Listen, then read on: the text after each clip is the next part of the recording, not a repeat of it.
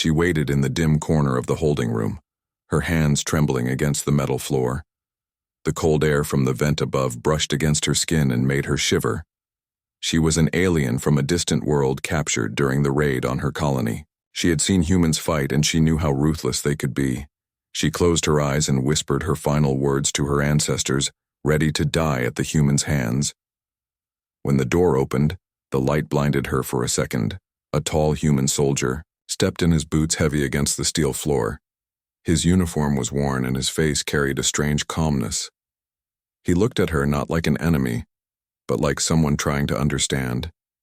She lowered her head, expecting pain or fire or something to end her, but nothing happened. He just stood there silent. She dared to glance up through her pale hair. His eyes were steady but not cruel. He placed something on the floor between them. It was food, real food. She could smell warmth from it. Her kind had been starving for days and her body reacted before her mind did. She looked up, confused, unsure if it was a trick. He said in a quiet voice, "Eat, you need it." She blinked. She had learned some human words from the soldiers, but this one felt different. Not an order, not a command, more like an offer. She hesitated, her claws slightly touching the ground before she took the bowl. She ate slowly, afraid it would vanish like a dream. The soldier watched her silently. He seemed tired, his hands still held the weapon, but the barrel was lowered. She finished eating and waited for what came next. Maybe he wanted her strong before questioning her. Maybe he was playing with her fear. She lifted her chin, trying to sound steady. "What will you do to me?" Her voice broke a little. He sighed. "You think I am here to kill you?" She nodded slowly.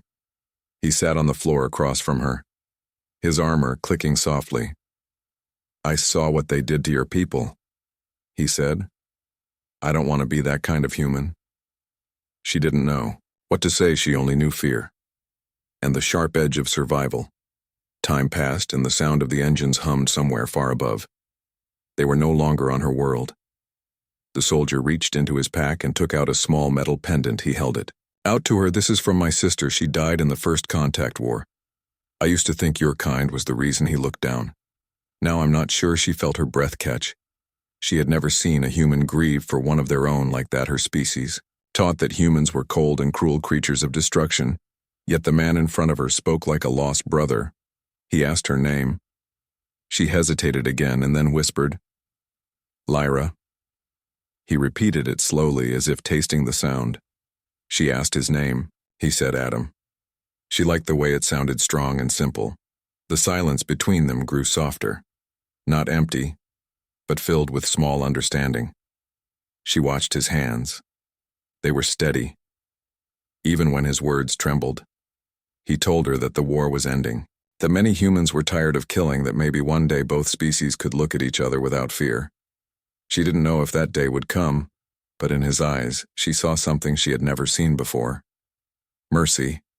When another guard came to check on them, Adam stood quickly and blocked the doorway. The guard barked an order, but Adam refused. He said, "She's under my watch. No one touches her." The guard glared and left with a curse. Lyra stared at him, confused why he shrugged. "Because I promised myself no more killing today." She felt something inside her shift, like the first light after a storm. She didn't understand it, but it made her chest ache. The night stretched long. The ship's lights dimmed, and the hum of power filled the silence. She curled on the floor, but she could feel his gaze even when she closed her eyes. Not cruel, not cold, only quiet. He offered her his jacket. It smelled of dust and metal, and something human. She pulled it around herself and felt warmth spreading through her thin frame. For the first time in days, she did not shake from fear. In that stillness, she realized he could have done anything.